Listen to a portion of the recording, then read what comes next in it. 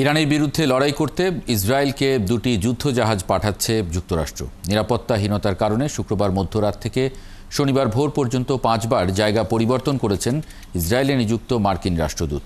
চলমান উত্তেজনায় নিজেদের আকাশসীমা অনির্দিষ্ট সময়ের জন্য বন্ধ করে দিয়েছে ইসরায়েল ও ইরান। তবে জর্ডান শুরুতে আকাশসীমা বন্ধ করলেও আবারও তা খুলে দিয়েছে। সৃষ্টি ঘটকের প্রতিবেদন।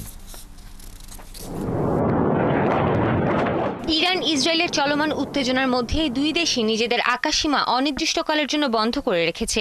এতে দুই দেশেরই কোনো বিমানবন্দর থেকে বেসামরিক বিমান চলাচল করছে না। পাশাপাশি চলমান সংঘাতে আকাশসীমা বন্ধ করে দিয়েছিল ইরাক ও জর্ডানও। তবে পরবর্তীতে জর্ডান নিজেদের আকাশসীমা খুলে দেয়।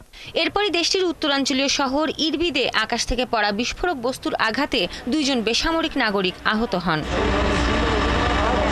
চলমান সংঘাতের মধ্যে ইরানের বিরুদ্ধে ইসরায়েলকে যুদ্ধজাহাজ পাঠাচ্ছে যুক্তরাষ্ট্র।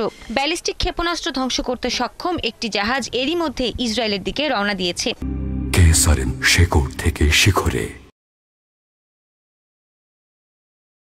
এছাড়া আরও একটি জাহাজও অগ্রসর হচ্ছে ভূমধ্য সাগরের দিকে। এক মার্কিন কর্মকর্তা জানিয়েছেন, যে কোনো সময় প্রয়োজন হলে ইসরায়েলে পাঠাতে মার্কিন নৌবাহিনীর আরও যুদ্ধজাহাজ প্রস্তুত রাখা হচ্ছে।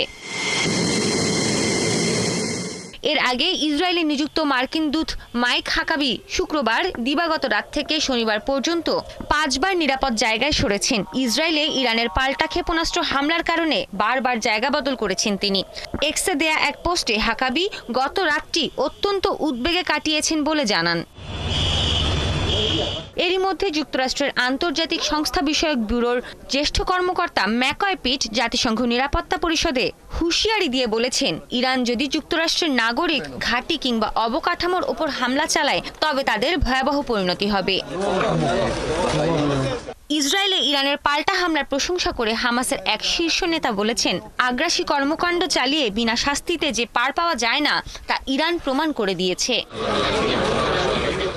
এদিকে ইসরায়েলের বিরুদ্ধে ইরানের পাল্টা হামলা এখনই থামছে না বলে ইঙ্গিত দিয়েছেন ইরানের এক জ্যেষ্ঠ সামরিক কর্মকর্তা। তিনি জানান, ইসরায়েলের হামলার প্রতিক্রিয়া হবে অত্যন্ত যন্ত্রণাদায়ক ও পরিতাপের।